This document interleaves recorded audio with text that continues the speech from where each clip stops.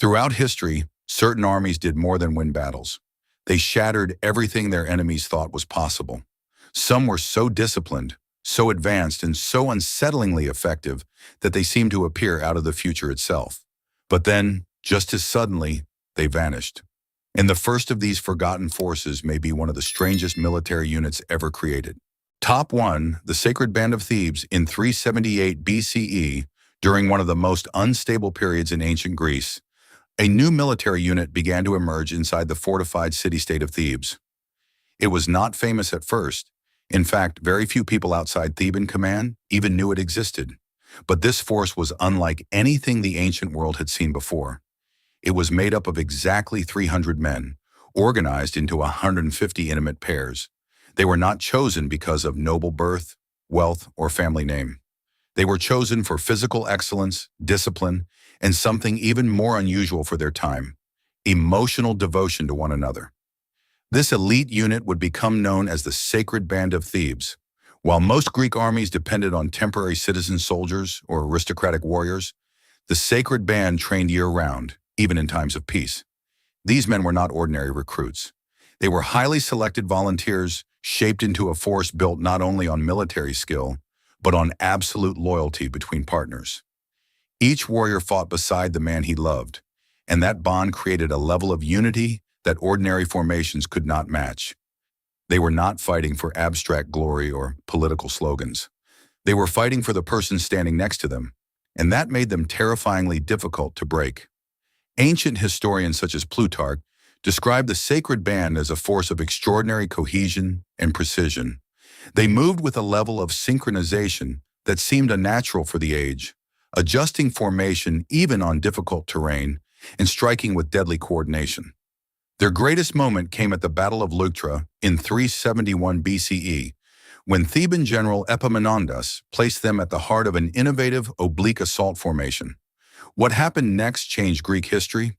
The supposedly unbeatable Spartan right wing collapsed under the pressure, and with it, Sparta's long dominance over Greece came to an end.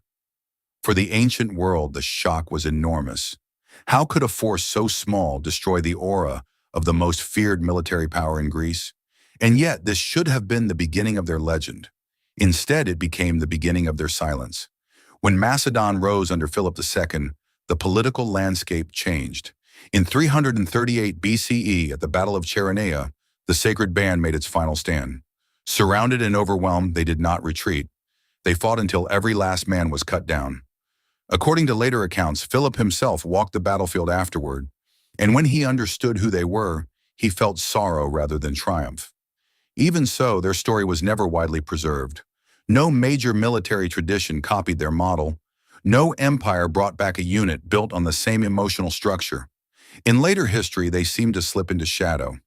What makes the Sacred Band so difficult to explain is not only that they were effective, it is that they should not have existed at all within the military logic of their age. Ancient warfare was dominated by hierarchy, masculine honor, rigid formations, and traditional chains of command. But this unit introduced something radically personal into combat: emotional connection as the foundation of battlefield power. For the next 2,000 years, no known army recreated anything quite like it.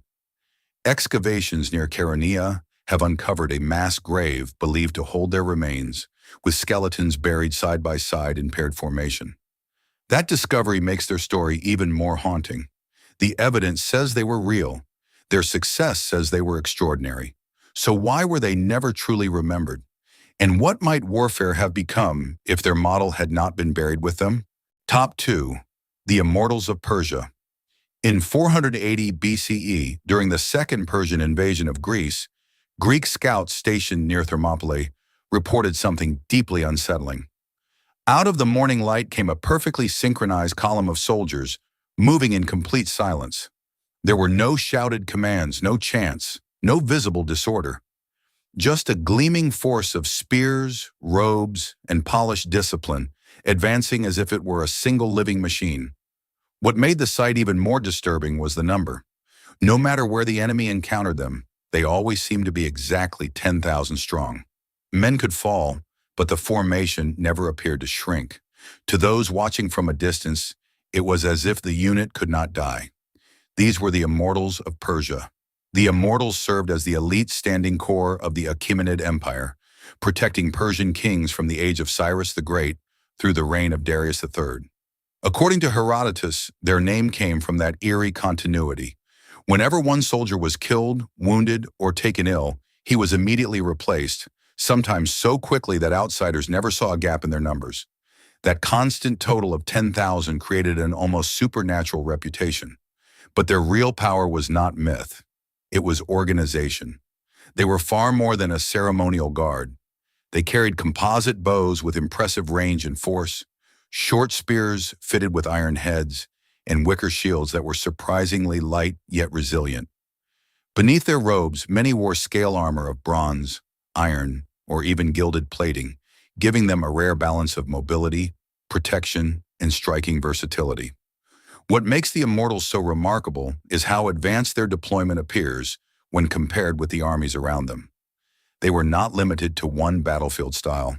They could function in mountain passes, river valleys, and urban strongholds while maintaining formation and effectiveness. Persian sources and later accounts connect them to campaigns stretching across Egypt, India, and Central Asia, suggesting an operational range that feels strangely modern. They appear to have moved with their own supply systems, support personnel, and engineering capacity, allowing them to act almost like an independent, rapid response division rather than a simple royal bodyguard. And yet, for such a feared and visible force, their internal structure remains hidden in fog. Their barracks have never been found. No official Persian manual explaining their command system survives. Even the identities of replacement soldiers were reportedly drawn from elite circles so discreetly that some within the corps may not have known who would replace them next. After Alexander the Great shattered the Achaemenid Empire, the Immortals disappeared. No successor state revived the institution. No empire preserved the exact model. That silence is what makes them so haunting. For a force so disciplined, so feared, and so logistically sophisticated, they left behind almost no central archive, no memoirs, no true blueprint. If the Immortals really operated the way the surviving accounts describe, then they challenge everything we assume about the pace of ancient military development. And if a force that effective could vanish so completely, then the deeper question is impossible to ignore. Were they lost by accident, or were they never meant to leave a full record behind? Top 3. The Roman Testudo units. In 52 BCE, during the siege of Alesia, Julius Caesar's legions carried out a maneuver that left the defending Gallic tribes staring at something that barely looked human. As arrows and sling stones poured down from the fortifications, entire Roman cohorts kept advancing without breaking apart. Shield pressed against shield, they moved as one enclosed mass, protected from the front, the sides, and even from above. From a distance, they did not resemble ordinary infantry at all. They looked like a moving fortress, a machine made of bodies and iron. This was the Testudo formation, the Roman tortoise, one of the most disciplined and psychologically intimidating battlefield tactics of the ancient world. The Testudo was far more than a desperate defensive posture. It was a mobile combat system. Roman soldiers arranged their large rectangular shields in overlapping layers. The men at the front held their shields outward, those on the flanks sealed the sides, and those behind raised their shields overhead to create a protective shell.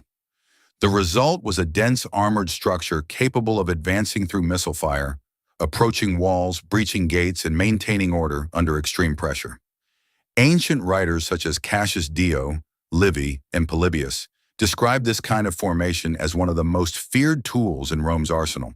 But what made it so unsettling was not just the protection, it was the coordination. One mistake by a single soldier could weaken the entire structure. And yet Roman troops were able to perform it repeatedly in the chaos of real battle, sometimes on uneven ground, uphill, and under sustained attack. That level of precision still troubles military historians today. Roman legionaries were carrying heavy armor and large shields, often totaling around 40 pounds of gear, and yet they were expected to preserve exact spacing, weight distribution, and shield angle while moving as a unified body. Reconstruction studies suggest that the formation required more than courage. It required mathematical discipline, muscle memory, and synchronized training drilled so deeply that the individual soldier functioned like a component inside a larger machine. The ordinary legionary was not simply a fighter, he was part of a living engine of war, and that may be the real reason the testudo feels so far ahead of its time. What makes the Roman testudo especially mysterious is what happened after Rome fell. Despite the scale of medieval warfare, despite countless sieges, invasions, and brutal campaigns, no later civilization truly recreated the Roman tortoise at the same level. Not during the Crusades, not during the Mongol invasions, not in the great fortress wars of Europe. Some historians argue that the tactic was too rigid for the fragmented warfare of later centuries.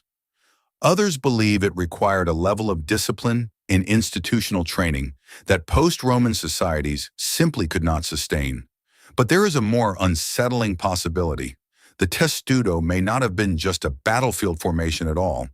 It may have been the visible result of a much larger Roman system of combat psychology, logistics, training, and command coordination that disappeared with the empire itself. Even Roman records do not fully explain it. No complete manual survives showing the exact timing, structure, or formation geometry in full detail. Much of what modern historians know comes from art, scattered descriptions, and cautious reconstruction. It is as if the testudo was never meant to be studied later. It was only meant to be executed in the moment, witnessed by terrified enemies and then lost with the world that created it. If that is true, then the Roman testudo was not just a clever tactic. It was an evolutionary dead end in warfare, a nearly perfect military mechanism that history was never able to build again. Top 4. The Han Dynasty Crossbow Divisions. In 202 BCE, during the final struggle between the forces of Liu Bang and Shang Yu, battlefield observers reported hearing a strange sound rolling across the field. It was not the beat of drums. It was not the thunder of marching infantry. It was something sharper, more rhythmic, almost mechanical. Again and again, crossbows released in coordinated bursts, sending waves of bolts forward at a pace that must have felt unnatural to anyone witnessing it. Entire enemy formations were said to collapse before they could even close the distance for hand-to-hand combat. This was not exaggeration born from fear. It was the product of one of the most advanced military systems of the ancient world, the Han Dynasty Crossbow Divisions. The Han Empire inherited the aftermath of the Qin and then transformed Chinese warfare with startling sophistication. At the center of that transformation stood large formations of crossbow infantry, some equipped with complex trigger mechanisms and others linked to early forms of repeating fire systems. These were not crude wooden weapons. Excavated examples from sites such as Mawangdui and Mencheng reveal carefully engineered crossbows built from layered wood, bronze alloy components, and tension systems capable of launching bolts with lethal force at impressive range. What has amazed modern researchers most is the trigger assembly itself. The bronze locking mechanism was so precise that even modern engineers have acknowledged how advanced it appears for its time. These weapons had calibrated triggers, adjustable tension, and mechanical safety features.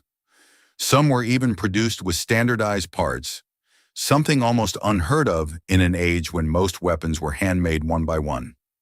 But the true power of the Han crossbow divisions was not only in the weapon, it was in the way the empire organized the men who used it.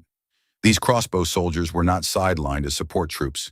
They served as core battlefield combatants, arranged in disciplined formations, often paired with shield bearers, quivers carrying multiple bolts, and technical support personnel capable of making repairs in the field. Their volleys could be synchronized, timed, and integrated with signals, advancing infantry, and in some cases fire arrows. Some campaigns even used mobile carts that allowed elevated or protected firing positions, creating something that feels surprisingly close to an early weapons platform. Behind this system stood a logistical machine that seems almost too modern for the 2nd century BCE. State-run arsenals enforced quality control, standardized molds and serial inscriptions for tracking equipment, essentially creating an early military-industrial structure. And yet, for all of that sophistication, the system fades into obscurity. We know about it not from one complete surviving doctrine, but from tomb artifacts, fragmented texts, and the astonished reactions of enemies. Later Chinese dynasties still used crossbows, but never in quite the same organized, industrialized way. By the Tang period, the technology remained, but the larger battlefield system had been reduced. Some historians believe the cost and complexity of maintaining such units became too great. Others suspect internal policies may have deliberately buried elements of the method, fearing that such efficient killing power could one day be turned against the state itself. Modern tests on reconstructed Han crossbows have only deepened the mystery. Replicas have shown impressive range, power, and durability, even after the original designs lay hidden underground for 2,000 years. If the Han crossbow divisions truly operated as the evidence suggests, then they force us to rethink the entire timeline of military development. They imply that long before the industrial age, someone had already discovered the formula for standardized precision warfare and then somehow lost it. That possibility is unsettling enough on its own, but it raises an even darker question. Was this system forgotten because it failed, or because it worked too well? Top 5. The Varangian Guard. In the year 988 CE, inside the vast and glittering world of Constantinople, something deeply unexpected appeared at the heart of imperial power. Standing behind the Byzantine emperor were towering foreign warriors wrapped in bear and wolf pelts, carrying massive two-handed axes that looked completely out of place in the Mediterranean world. Their faces were pale, their speech came from the north, and everything about them signaled that they did not belong to the empire they now protected. These men were not Greeks, not Romans, and not native subjects of Byzantium. They were Vikings, and yet they had become the personal bodyguard of the Eastern Roman Emperor. They were the Varangian Guard, one of the strangest and most effective military formations ever created. Their origin came from a political bargain that seemed almost impossible on paper. Emperor Basil II, threatened by rebellion, turned to Prince Vladimir of Kievan Rus for military aid. In exchange for support, Basil offered an imperial marriage alliance and the prestige of religious transformation through Christianity. Vladimir answered by sending 6,000 fierce Norse warriors south. But these were not simple raiders. Many had already fought across England, Ireland, and Frankish territory. They arrived as hardened professionals, shaped by years of brutal campaigning, and Basil saw in them exactly what he needed: a force loyal not to local aristocrats, not to competing Byzantine factions, but to the emperor alone. That made them more than soldiers. It made them a shield against both foreign enemies and internal betrayal. Unlike conventional Byzantine troops, the Varangians operated outside the empire's normal political framework. They answered directly to the emperor and were often housed separately inside fortified barracks, reinforcing their isolation from local influence. Their signature weapon, the long-handled axe known in the sources as the Rhomphaia or Great Axe, gave them a terrifying battlefield presence. Accounts describe them splitting armor, cutting down horsemen, and holding tight defensive formations in close quarters. They were trained not only for open battle, but for palace security, urban suppression, and direct intervention in moments of crisis. In many ways, they functioned less like a medieval guard unit and more like an early special operations force stationed at the center of an empire. What makes the Varangian Guard so difficult to explain is the autonomy they were allowed to keep. They could speak their own language, preserve elements of their cultural identity, and even continue certain northern customs while serving the emperor. At the same time, they became famous for something rare in Byzantine political life: incorruptibility. While many officials around them were vulnerable to bribery and intrigue, the Varangians developed a reputation for fierce personal loyalty. That loyalty lasted for centuries. They served under emperor after emperor, fought in Sicily, Anatolia, and the Balkans, and left behind small but haunting traces of their presence, including Norse runic inscriptions carved into the marble of Constantinople. It was as if these northern warriors had briefly planted a fragment of their own world inside the spiritual and political center of the East Roman Empire. And then, like so many of the most unusual forces in history, they faded. By the late medieval period, changing warfare, gunpowder, and the weakening Byzantine state made their model obsolete. No grand monument preserved their legacy. No later empire truly recreated the same structure of foreign elite warriors granted cultural autonomy while serving in direct and absolute loyalty to a ruler. That is what makes the Varangian Guard feel so unsettling. In an age when religion, ethnicity, and local identity defined allegiance, this force stood outside all of those categories and still served with extraordinary devotion. They should not have worked. By every political instinct of the era, they should have fractured. Instead, they endured for generations. And that leaves behind a question that still feels strangely modern. If men from the frozen north could become the most trusted guardians of a Roman emperor, then how fixed were the boundaries of loyalty, identity, and power in the first place? Top 6. The Mamluk Cavalry. In 1260, in the valley of Ain Jalut, the world witnessed something that should not have happened. The Mongols, whose armies had crushed kingdoms across Asia and Eastern Europe, were advancing once again with the same terrifying confidence that had broken so many others before them. But this time, they did not find a frightened enemy waiting to be overrun. They found a cavalry force that did not scatter, did not panic, and did not yield. Instead, it met them with discipline, speed, and battlefield precision so sharp that the Mongol advance was thrown into chaos. The victors were not a hereditary warrior aristocracy or a proud national army. They were former slave soldiers. They were the Mamluks, and their rise remains one of the strangest military reversals in history. The Mamluks began as boys taken from Central Asia, the Caucasus, and parts of southeastern Europe. Bought young and cut off from their original worlds, they were placed inside a rigid system of military conditioning. They lived in barracks, trained under strict supervision, and were denied ordinary family life while their loyalty was redirected entirely toward the ruling power. But what emerged from that system was not a mass of obedient servants.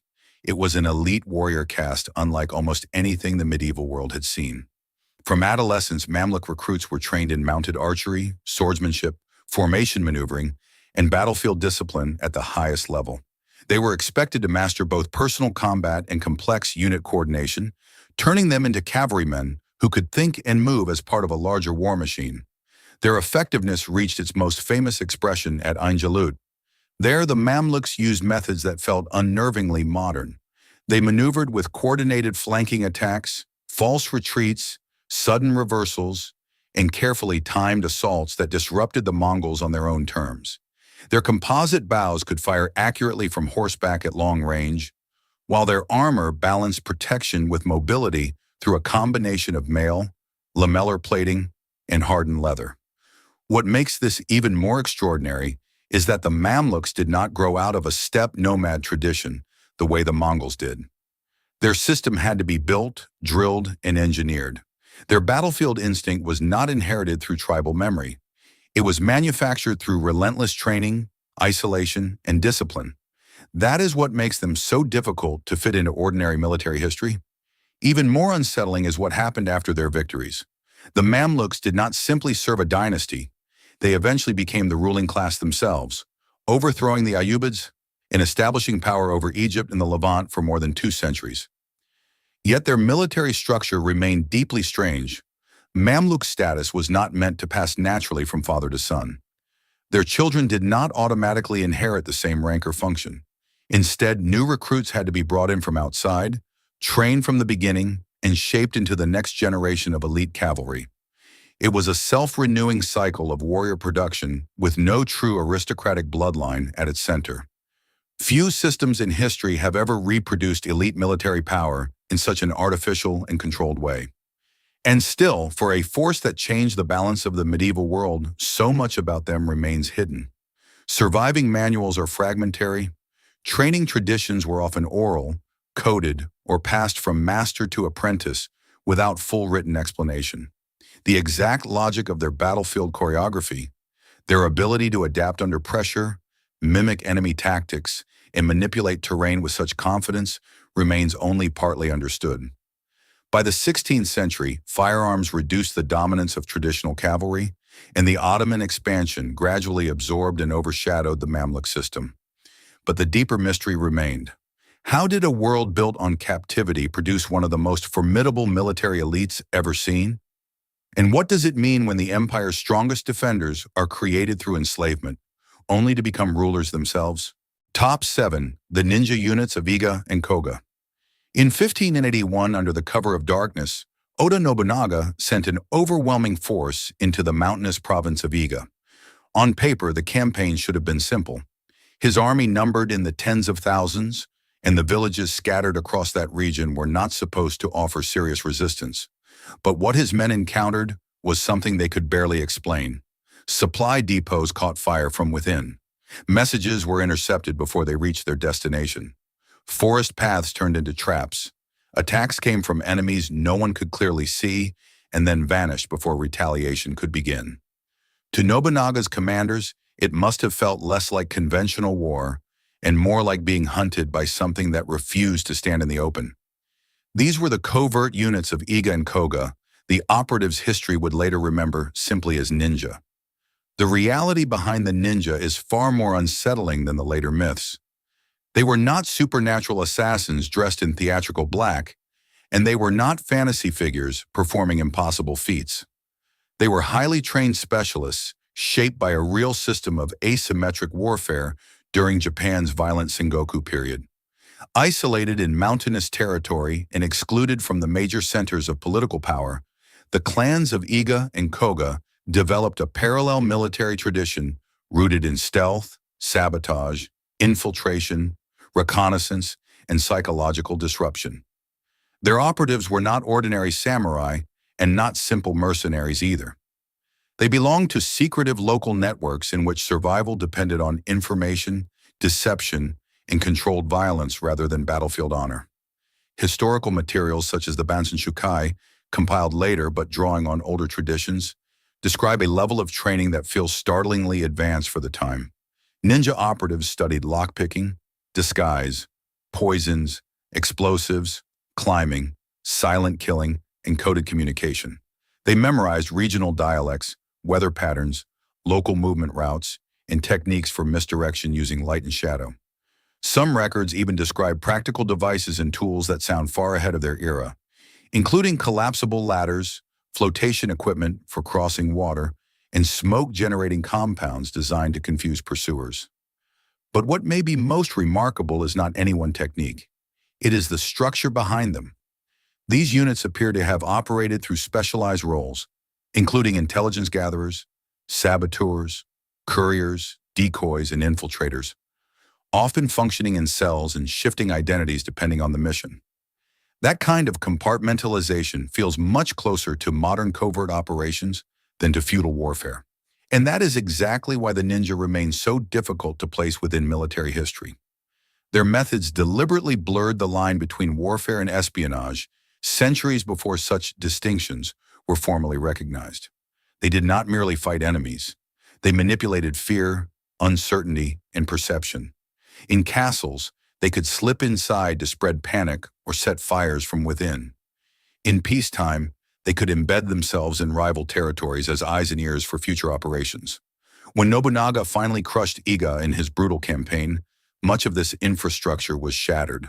Surviving operatives scattered, disappeared, or were absorbed into other power structures, including the Tokugawa regime, which later made use of similar skills in surveillance and internal security. Yet as their real influence spread, the documentation thinned. References were controlled, traditions were mythologized, and the historical ninja slowly dissolved into legend. That disappearance is part of what makes them so haunting. No other pre-modern military culture seems to have institutionalized stealth, disinformation, sabotage, and psychological disruption with this level of sophistication. In a world dominated by honor-based combat ideals, the ninja of Iga and Koga represented a fundamentally different way of thinking about conflict. Their methods were not just unconventional, they were revolutionary, and that raises a question history still cannot fully answer. If these units had been allowed to evolve without suppression, would modern covert warfare look very different today? Or are we already living in a world that quietly inherited more from them than anyone is willing to admit? Top 8. The Janissaries of the Ottoman Empire. In 1453, as the walls of Constantinople shook under Ottoman cannon fire, defenders reported something even more unnerving than the roar of artillery. Beneath the chaos came the synchronized rhythm of disciplined footsteps, a force advancing in total unity while the rest of the battlefield dissolved into smoke and terror. These soldiers were instantly recognizable. Their uniforms marked them as elite, Their movement revealed relentless training, and their presence carried the weight of a military system unlike anything else in the medieval world. They were the Janissaries, men severed from family, remade by the state, and transformed into one of the most feared infantry corps in history. The Janissary Corps was established in the late 14th century under Sultan Murad I, and from the beginning, its structure challenged every military norm of the age. These were not noble-born knights, tribal warriors, or hired mercenaries. Many were Christian boys taken from conquered Balkan territories through the Devshirme system, a forced levy that removed them from their communities, converted them to Islam, and placed them under the empire's strictest control. Yet instead of creating a broken class of captives, the Ottoman system forged something far more dangerous: a standing corps of soldiers whose identity was institutional rather than familial, ethnic, or local. Their loyalty was not meant to belong to bloodline, birthplace, or clan. It belonged to the Sultan alone. From childhood, Janissary recruits were subjected to intense physical and psychological conditioning. They were educated in warfare, discipline, language, and even music, while living communally under strict rules that discouraged marriage, property ownership, and private allegiances. But the result of this control was not simple obedience. It was battlefield professionalism of a kind that felt startlingly modern. Janissaries trained to fight in dense formations, storm fortifications, conduct night operations, and most importantly, use firearms at a time when many European armies still had not fully integrated them. By the 15th century, they were already deploying early matchlock muskets with formation discipline that made them arguably one of the first standing infantry corps in Europe or the Near East to master coordinated gunpowder combat. In effect, they operated like a permanent military machine centuries before that model became standard. What makes the Janissaries even more unsettling is how completely their existence blurred the line between military force and state engineering. They maintained their own internal hierarchy, barrack system, and social order, functioning almost like a self-contained state within the state. For centuries, they formed the spearhead of Ottoman expansion, helping secure victories from Constantinople to Mohacs and beyond. And yet, despite their importance, no full body of military manuals survives to explain the totality of their methods.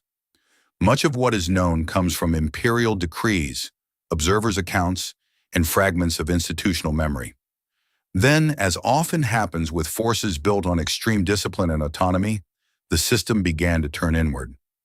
By the 17th century, corruption spread. Janissaries increasingly broke old rules, entered politics, married, acquired property, and resisted reform. What had once been the Sultan's most loyal instrument became a destabilizing power center in its own right.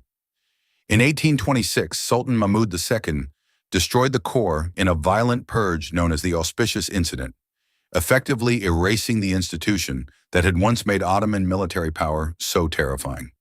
That destruction is part of what makes the Janissaries so difficult to forget. They were not merely elite soldiers. They were an early model of centralized, disciplined, ideologically shaped military power, with a mastery of firearms far ahead of many of their contemporaries.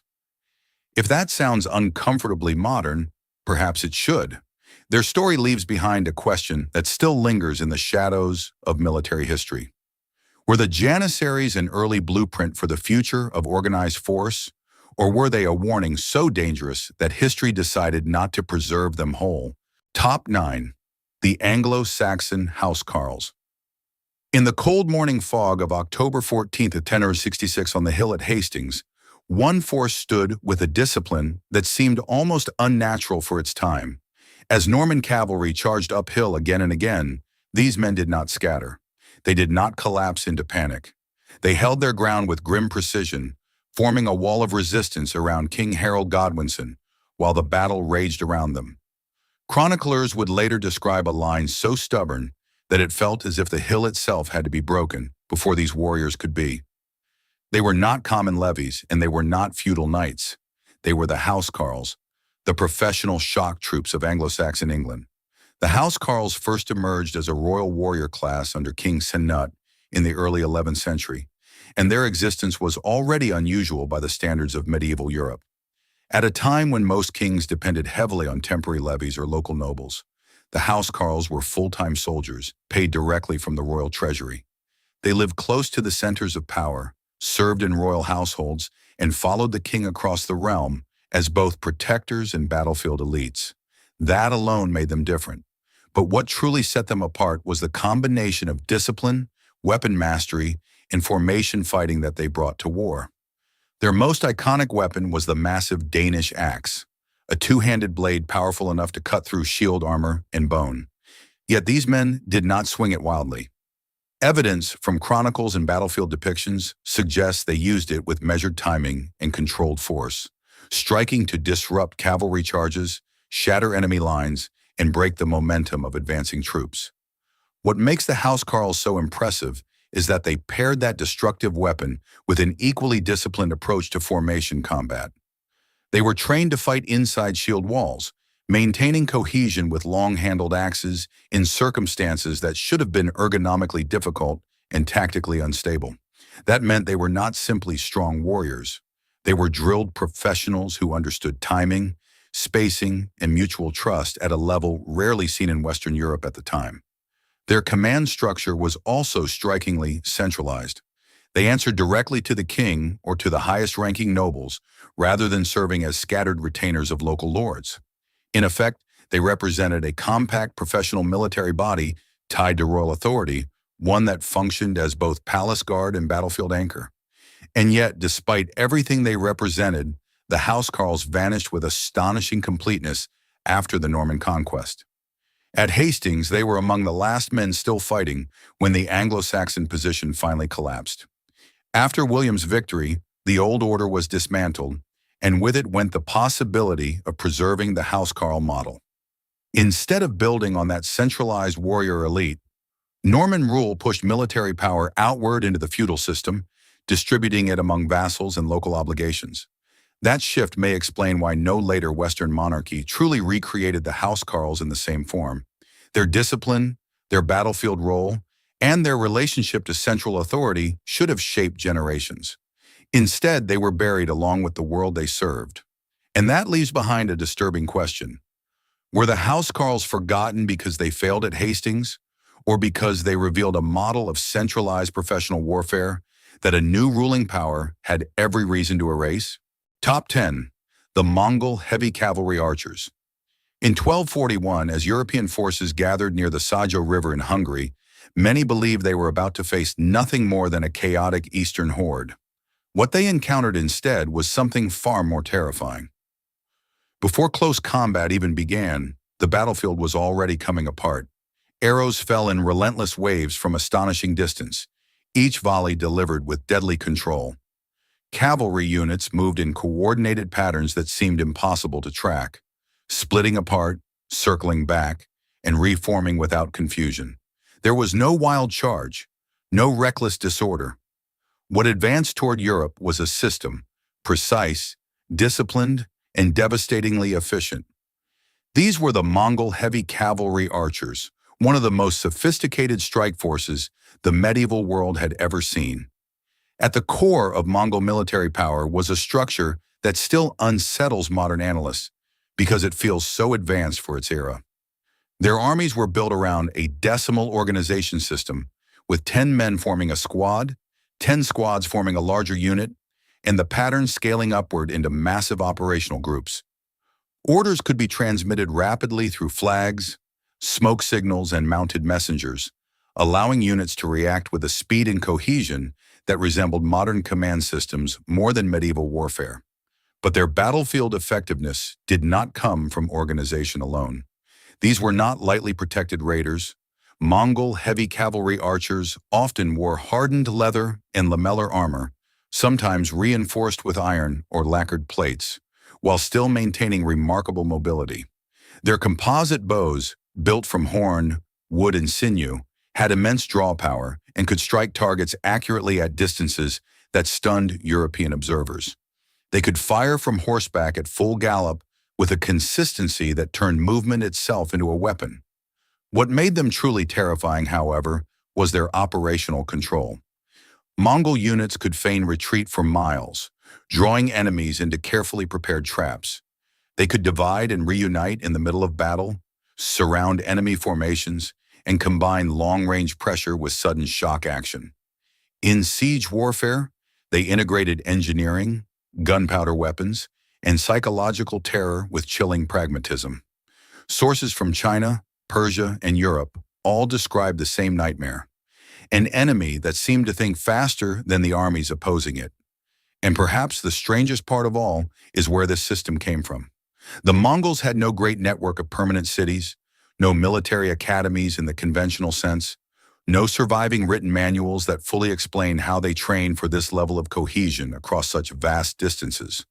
Their doctrine appears to have been carried through oral transmission, generational conditioning, and battlefield apprenticeship. That is what makes their disappearance so unsettling. When the Mongol Empire fractured, no successor state fully reproduced the same level of integrated battlefield control. Other powers borrowed fragments of Mongol warfare, including mobility, horse archery, and feigned retreat. But none restored the total system. The Ottomans, the Mamluks, and later steppe-based forces all inherited pieces, yet the full machine vanished. If the Mongol heavy cavalry had left behind a detailed strategic blueprint, the history of warfare might have unfolded very differently. But they did not, and that silence forces a final question. Was their knowledge simply lost in the collapse of empire, or was it always meant to remain unwritten, passed only through action, and buried once the riders themselves were gone? History usually teaches us that warfare evolved in a straight line, slowly, predictably, step by step. But these 10 armies suggest something far more disturbing. Again and again, civilizations created elite forces that seemed impossibly advanced for their time, only for those systems to disappear almost without a trace. So the real mystery is not whether these armies existed, it is why the world allowed them to be forgotten. If you enjoyed this video, make sure to like, subscribe, and stay with the channel for more stories. History was never supposed to keep.